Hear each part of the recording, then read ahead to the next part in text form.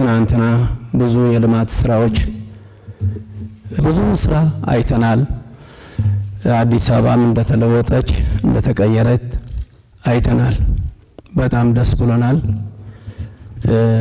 ይሄ ደግሞ የእርሶ ውጤት ነውና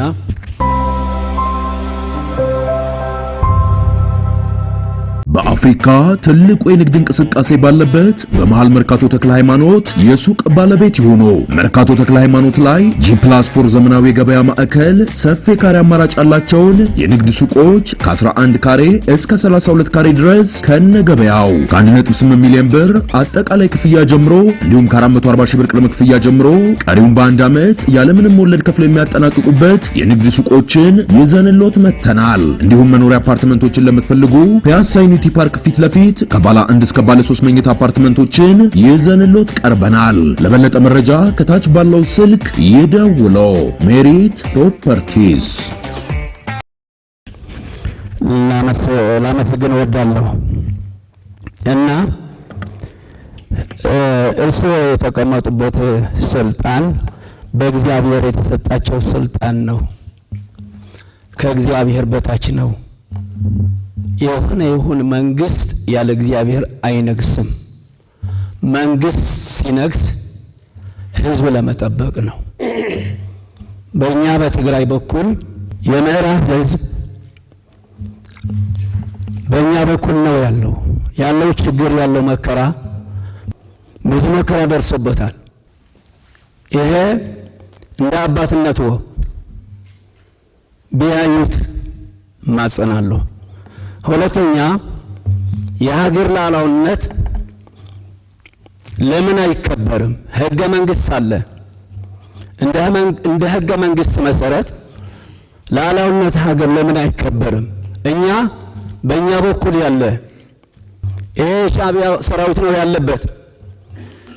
ነገ ጠዋት ህዝቡ እያለቀ ነው ያለው። ህፃናቶች፣ አዛውንቶች እየተወሰዱ እየተገደሉ ነው ያለው። እንስሳ እየተወሰዱ ነው ያለው። ሁለተኛ የትግራይ ተማሪ እንዳይማር 4 ዓመት አድርጓል ሳይማር። ለምን? እርሶ እያሉ።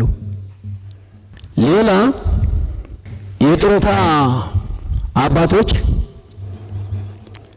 ጠዋት ማታ እየጮሁ ነው ያሉ። ለዚች ሀገር ውጤታማ የሆነ ስራ የሰሩና እቺን ሀገር ተጠብቃ እንድትኖር ያደረጉ የሀገር ክብር የሆኑ ሰዎች ሲያለቅሱ ነው እናያለን ያያቸው ነው ያለን። ለምን እርሶ እያሉ እና እርቅ ሰላም ተጀምረዋል። በጣም ጥሩ ነው። ህዝቡ ተደስተዋል። ከእርቅ በኋላ ከሰላም በኋላ ተኩሱም ካቆመ በኋላ ግን ያሉ ውጤቶች ይታወቃሉ። አንደኛ በሰላም አርፈን መተኛታችን፣ ሁለተኛ መብራት በትንሹ መብራት አግኝተናል፣ ስልክም አግኝተናል እና ችግሩ መከራው ብዙ ነው። አባቶቻችን ወንድሞቻችን የታሰሩ አሉ። ለዚች ሀገር ስንት ውጤት የሰሩ አልተፈቱም። ለምን አይፈቱም? ይበቃናል እኮ ይች ሀገር የአንድነታችን የሁላችን ነው። በደል ሊኖር ይችላል፣ ጥፋት ሊኖር ይችላል። ግን እንደ አባት እንደ መንግስት ጥፋቱን በይቅርታ ተደርጎ ለምን አይፈቱም? የዚችን ሀገር እየተላኩ የነበሩ ነው እኮ ስንት ውጤት ያመጡ ነውና ሌላው ለሌሎች እንዲተውላቸው ከፕሪቶሪያ በኋላ ብዙ ነገር አግኝተናል። ከፕሪቶሪያ በኋላ ብዙ ነገር ደግሞ ይቀራል። እናንተ ልባችሁን ከፍታችሁ ይሄን ነገር ማየት ሞክሩ። ለምሳሌ ከፕሪቶሪያ በኋላ በጥይት ሰው አልሞተም። ጥሩ ነገር ነው ይሄ። ከዛ ይሁን ከዚህ ይሁን ጥሩ ነገር ነው። ከፕሪቶሪያ በኋላ ቢያንስ የመረጋጋትና መንግስት የመመስረት አሸባሪ ያልነው ድርጅት አሸባሪ አይደለም ህጋዊ መንግስት ነው ብለን ትራንዚሽናል መንግስት ተቋቁመን በጀት ለቀን መብራት ስልክ ብለናል። ይሄ ጥሩ ነው፣ ግን ሙሉ አይደለም። ሙሉ እንዲሆን ነው ከእናንተ ጋር ውይይት ያስፈልገው። ወደ ሙሉ እንውሰደው። ይሄ ስምምነት ከሙሉ በላይ እናሳልፈው። ያለፈ ይሁን። በዛ በእኛ በኩል እኔ ከልቤ ነው የምነግራችሁ፣ ትግራይ የሚቀየርበት ማንኛውም ነገር ካለ ከምትገምቱት በላይ ደስተኛ ነኝ። ፍላጎቴ ነው። ግን ከትግራይ ወገንም እንደዚያው ትብብር ያስፈልጋል።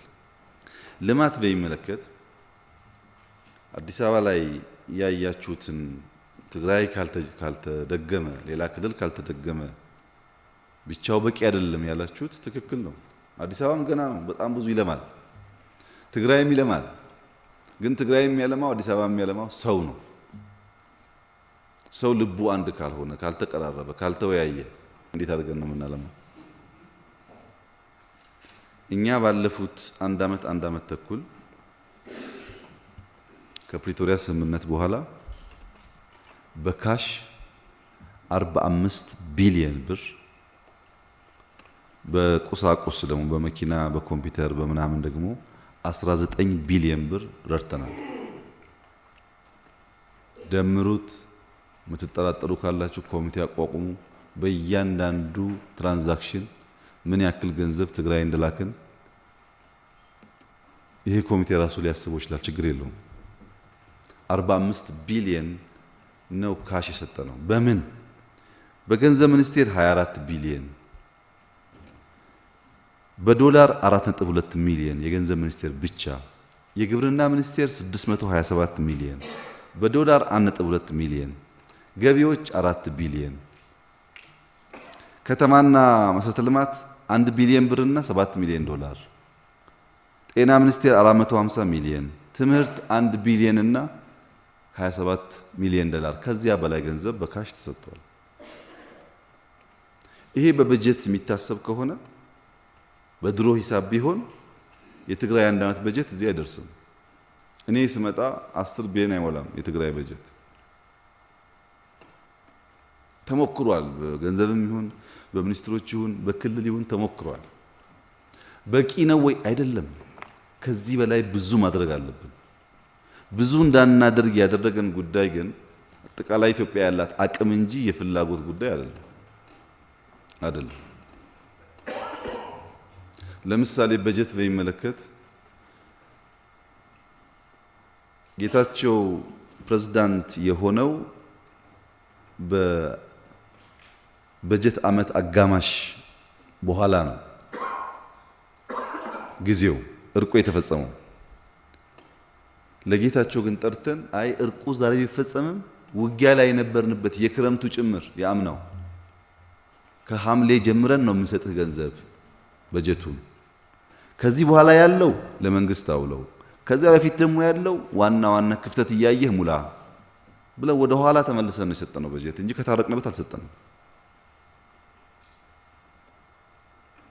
በእርግጥ ትግራይ ካለው ክፍተት አንጻር ይሄ ብር ምንም አይደለም። የዚህ 10 እጥፍም ቢመጣ ብዙ በኢንዱስትሪ እንኳን የሚነሳው ጋር ይሞላል ማለት አይደለም። በእኛ በኩል ግን በፍላጎት ማነስ ባለመፈለግ የተበላሸ አድርጋችሁ እንዳታስቡት ለማለት ነው ማነሳው። አሁንም ለምሳሌ ትምህርት ቤት በቀዳማዊት እመቤት ቢሮ ስንሰራ የመጀመሪያ አንዱ ትምህርት ቤት ሽረ እንዳስላሴ ነው ያሰብነው። 20 ሚሊዮን ብር ካሽ ወደ ትግራይ አካውንት ከፈርስት ሌዲ ኦፊስ ገብቷል።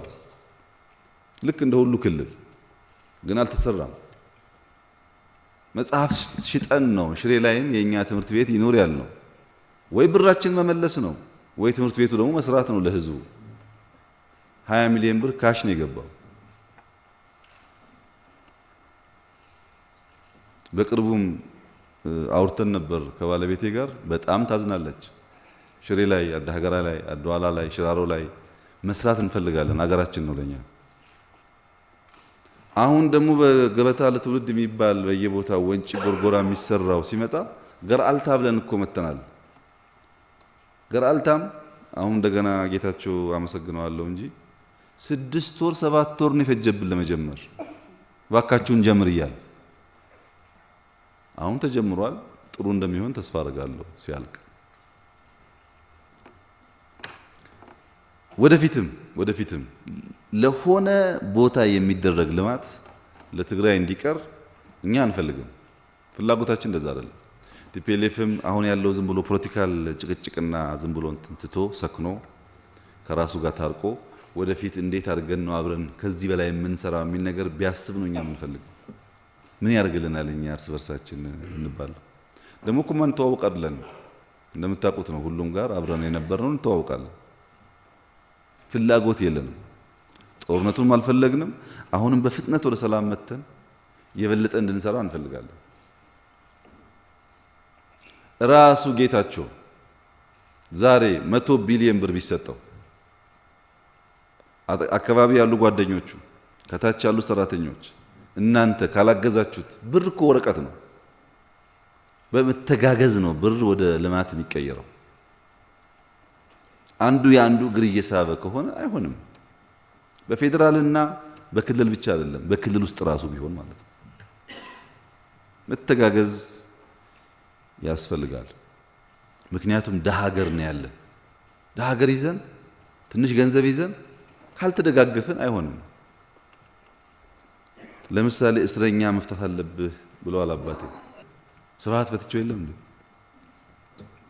አልፈልግም እንዲታሰሩ። መከላከያ ላይ ራሱ ይነግራቸዋል። አላቅም በእኔ እውቀት አንድም ሰው የታሰረ የለም። ከስራ ያቆምናቸው ታጋዮች ነበሩ። እርቁ ሲፈጸም መፍታት እኮ አይደለም ወደ ቦታቸው ነው የመለስናቸው። ሁሉ አሃዱ አለቃ ናቸው። አሁን ሁሉም በየቦታው በየደረጃው ኃላፊዎች ናቸው መከላከያ ውስጥ። እስረኛ በሌብነት ካለ አላቅም። እስረኛ ሰው ገሎ የታሰረ ወንጀለኛ ካለ አላቅም። ከግጭቱ ጋር የሚያያዝ ግን በመከላከያ ወጥተው የነበሩ ተመልሶ መከላከያ ውስጥ ገብተዋል። እኛ እንደዚህ አይነት ፍላጎት የለንም፣ ምናቆም የለም። እኛ እስረኛ ፈተን ስራ አስፈጻሚዎች ፈተን ጌታቸው ጋር ግን የቀሩ እስረኞች ነበሩ። በቀደም እስከ ቅርብ ጊዜ ድረስ ያልፈታቸው እና ወደፊትም የሚታሰር ሰው ብዙ ፍላጎት የለም። ተፈናቃዮች በሚመለከት እናቴ በደንብ ገልጸውታል። መሬቱ የማን ነው የትግራይ ነው ምናምን የሚለውን ተወውና በኢትዮጵያ ውስጥ ሰው በሰፈሩ መኖር አቅቶት መፈናቀሉ በጣም መጥፎ ነገር ነው። መጥፎ አሳፋሪ ነገር ነው። አዲስ አበባ ላይ እኮ አሉ ትግራይ ተዎች ቤት ያላቸው ፎቅ ያላቸው ስራ ያላቸው፣ ጅማ አሉ፣ ጎንደር አሉ፣ በየቦታው አሉ። እዛም የተለየ ነገር የለም። ቤታቸው መመለስ አለባቸው። እንግዲህ የተስማማነው ስምምነት በተደጋጋሚ ገልጫዋለሁ። አሁን ባጭሩ ግን ኮሚቴ ተቋቁሞ አቶ ጌታቸው ያለበት፣ አቶ አረጋ የአማራ ክልል ፕሬዝዳንት ያለበት፣ ከፌደራልም ኃላፊዎች ያሉበት ሰሞኑንም ይወያያሉ። የኛ ፍላጎት መጀመሪያ የተፈናቀሉ ሰዎች በሙሉ 100% ቤታቸው እንዲመለሱ ነው። 100% ይሄ በተደጋጋሚ ብለናል። አሁንም በማንኛውም ሰዓት ቤቴ ሁመራ ያለው መለሳለሁ ካሉ ነገ እኛ ለመመለስ ዝግጁ ነን። ለመከላከያ የተሰጠው ስራ ይሄ ነው። በአካባቢው የትግራይም የአማራ የሚባል ጸጥታ ኃይል እንዳይኖር መከላከያ ይኖር። ሰዎች ይታወቃሉ። የማን ቤት እንደሆነ ይታወቃል። የማን እርሻ እንደሆነ ይታወቃል። ችግር የለውም። እርስ በርሱ እኮ ይተዋወቃል ሰው። በአፍሪካ ትልቁ የንግድ እንቅስቃሴ ባለበት በመሃል መርካቶ ተክለ ሃይማኖት የሱቅ ባለቤት ይሁኑ። መርካቶ ተክለ ሃይማኖት ላይ G+4 ዘመናዊ የገበያ ማዕከል ሰፊ ካሬ አማራጭ ያላቸውን የንግድ ሱቆች ከ11 ካሬ እስከ 32 ካሬ ድረስ ከነገበያው ከ1.8 ሚሊዮን ብር አጠቃላይ ክፍያ ጀምሮ እንዲሁም ከ440 ሺህ ብር ቅድመ ክፍያ ጀምሮ ቀሪውን በአንድ ዓመት ያለምንም ወለድ ከፍለው የሚያጠናቅቁበት የንግድ ሱቆችን ይዘንሎት መተናል። እንዲሁም መኖሪያ አፓርትመንቶችን ለምትፈልጉ ፒያሳ ዩኒቲ ፓርክ ፊት ለፊት ከባለ 1 እስከ ባለ 3 መኝታ አፓርትመንቶችን ይዘንሎት ቀርበናል። ለበለጠ መረጃ ከታች ባለው ስልክ ይደውሉ። ሜሪት ፕሮፐርቲስ። ቤቱ ይመለስ። ቤት ከተመለሰ በኋላስ ራሱ ህዝቡ ያስተዳድረኛል የሚለውን ሰው ከራሱ ልጆች ይምረጥ።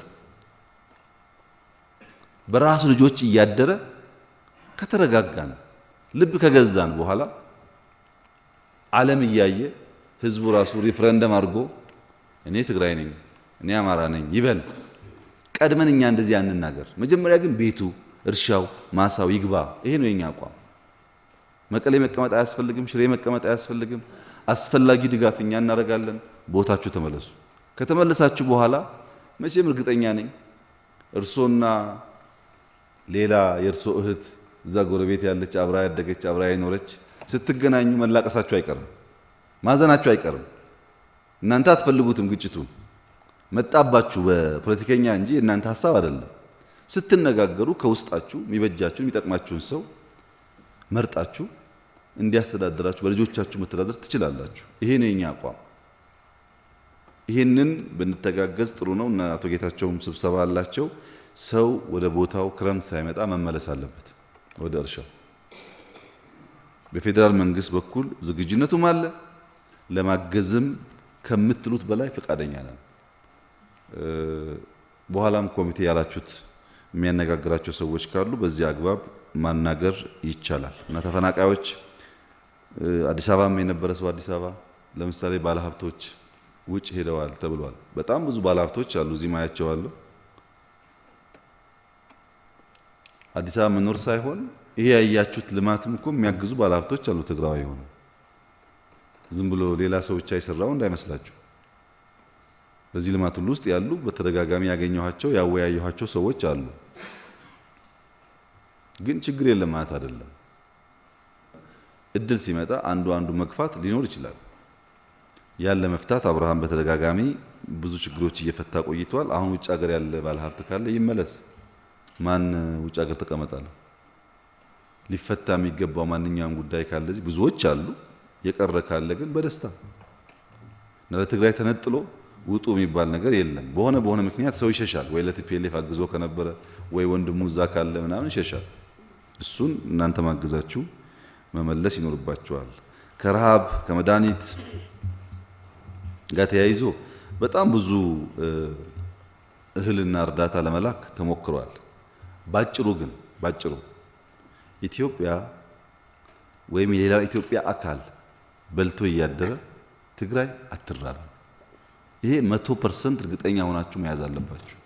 የፈለገ ፕሮጀክት ይቆማል እንጂ ትግራይ ረሃብ ኖሮ ሌላ ኦሮሚያ፣ አማራ ወይም ደቡብ በልቶ ጠግቦ አያድርም። ችግር የሆነው ምንድነው? ፖለቲካ እናርገው ነው። ለጌታቸው ሞቅሼዋለሁ። ያኔ ረሃብ ካለ መደወል ነው። እኔጋ እንደዚህ ችግር አለ አምጡ ያለ አግዙ ማለት ነው። ቀላል ነው። በትዊተር ከሆነ ግን እኛ በትዊተር አንነጋገርም ብየዋለሁ። ለሌሎች ነው የነገርከው እንጂ ለኔ አልሰማሁም። ቲም አዋቅረናል። መሬት ላይ ያለን ማረጋገጥላችሁ ነገር እኛ 2 ጊዜ የምንበላ ከሆነ አንዷ ትቀራለች እንጂ እኛ ጠግበን ወይም ሌላ ህዝብ ጠግቦ ትግራይ እንዲራብ እንደዛ አናረግም። ኢትዮጵያ ደግሞ አሁን ቢያንስ መጥገብ ቢቀር ትርፍ ቢቀር በልቶ ለማደር ትበቃለች። ብዙ ስጋት አይግባችሁ። ግን ፖለቲካ እናርገው። ረሃብ አለ ችግር አለ የሚል ፖለቲካ ሳይሆን አክቹዋል ችግሩ አይተን አሁን በጣም ትራክተር እየገዛን ነው። ምርጥ ዘር ለማገዝ እየሞከርን ነው። ማዳበሪያ ለማገዝ እየሞከርን ነው። ህዝቡ ወደ ስራ አስገብተን በሚጎል ደግሞ ተጋግዘን እናልፈዋለን። ረሃብ እኮ ሁሌ አይደለም። የሆነ ጊዜ መጥቶ የሆነ ጊዜ ይሄዳል። በዚያ መንፈስ የተቋቋመው ኮሚቴ ሄዶ ያጥና። ይህ ማድረግ ያለብን እስካሁንም እያገዝን ነው። ብዙ እህል ልከናል። ወደፊትም እናግዛለን። ቴሌቶን ያለውም ኤግዛክትሊ እርሶ እንዳሉት ነው። ተባብረን እዛ ያለው ችግር ብዙ ስለሆነ የሆነ ክፍተት እንሙላ። ለትግራይ ብቻ አንተው። የኦሮሞም ይሁን የደቡብም ይሁን የሶማሌም ይሁን ወንድሞቼ ናቸው ብሎ የሚያስብ እና ፍላጎት ያለው ልክ እንደግለሰቡ ያግዝ ነው። እኔም ካለኝ ያግዛለሁ። አብርሃም ያግዛል፣ ጌታቸውም ያግዛል፣ እናንተም ታግዛላችሁ። ተጋግዘን ሙሉ ባናረግም የተወሰነ ነገር እንፈታለን። ይሄ ደግሞ ተቋማዊ የሆነ ሲሄድ ያቀላል ብዙ ነገር ብዬ አምናለሁ። እኔም መሰረተ ልማት ላይ ከጦርነቱ በኋላ ከፕሪቶሪያ በኋላ ብዙ ተሰርቷል። ብዙ ብር አውጥተናል። በመብራትም፣ በቴሌኮሙኒኬሽንም፣ ትምህርትም፣ ጤናም በሁሉም ሩጫዎች አሉ። ግን ሁሉ ቢመለስ ለትግራይ ይበቃል ወይ? ያለው ትምህርት ቤት በቂ ነው ወይ? ያለው ሆስፒታል በቂ ነው ወይ ካላችሁ አይደለም። ያ መጠገን ብቻ ሳይሆን በፍጥነት በህዝቡ እድገት ልክ እና ባለው ችግር ልክ እየሰራን መሄድ ያስፈልጋል። ይሄን እስካሁን ያደረግነውን በዚህ ዓመት ያደረግነውን እንገመግማለን። በቀደም ገምግመናል፣ በጋራም ከሌሎች ሰዎች ጋር ወደፊትም እየገመገምን በተቻለ መጠን እያገዝን እንሄዳለን። ግን መታወቅ ያለበት ነገር የፌዴራል ስርዓቱ ብዙዎቻችሁ የምታውቁት የሚፈቅድልን የፖለቲካና የኢኮኖሚ ትስስር አለ፣ የማይፈቅድልን ጉዳይ ደግሞ አለ። ለምሳሌ በጀት በፓርላማ ጸድቆ ለሁሉ ክልሎች ይከፋፈላል። ያን የሚያስተዳድሩ ክልሎች ናቸው። የፌዴራል መንግስት የተለየ ከፓርላማ ካጸደቀው በጀት ውጪ የተለየ ሀብት የሚያንቀሳቅሰው የለውም። በዚያው ውስጥ ነው አንዳንድ ጉዳይ መፍታት የሚሞከረው። ልክ ፖለቲካሊ ነፃ እንሁን ራሳችንን አስተዳደር እንዳላችሁት ኢኮኖሚካሊም ባህሪው እንደዛ ነው። እንደፈለግን አንችልም ማለት ነው። ዝም ብለን 10 ብር ይሂድ 10 ብር ይምጣ ማለት አይቻልም። ሲጸድቅ የጸደቀው በጀት ነው ለሁሉም ይከፋፈለው። አሁን ባጋጠመን ሁኔታ ነው በተለየ መንገድ ለማየት እየሞከርን ያለ ነው። የቲፒኤልኤፍ የእውቅና ጉዳይ ያው እንዳነሱት የምርጫ ቦርድ ጉዳይ ነው። በእኛ በኩል መሰጠት አለበት ብለን እናምናለን። በቅርቡም አነጋግረናቸዋል። የሚፈታ ይመስለኛል። ብዙ ከባድ ጉዳይ አይደለም። ከባንክ ጋር ተያይዞ የመጣው ሀሳብ ትንሽ እንደምታውቁት ወሰብሰብ ያለ ስለሆነ እዚህ መናገር እቸገራለሁ። የሚሻለው ግን ከኔ ቢሮ 2 አማካሪዎች አሉ፣ አቶ ግርማ እና አቶ ተክለወልድ። አብርሃም ራሲ ይዘህ ጌታቸውን ጊዜ ካለው ሊጨመር ይችላል። ገቨርነሩ፣ ኢንዱስትሪ ሚኒስትሩ፣ ንግድ ሚኒስትሩ እና አቶ ሼዴ በጋራ ዛሬ ሳምንት ሳይሆን ዛሬ ከሰዓት ተነጋገሩበትና የሚቻል ነገር ካለ ሬስት አሹር ለማገዝ ችግር የለብንም፣ ፍላጎት ስላለ ማለት ነው። ግን አሁን ዝም ብዬ እዚህ ብናገረው አይሆንም። ለምሳሌ ኢንዱስትሪ እርሱ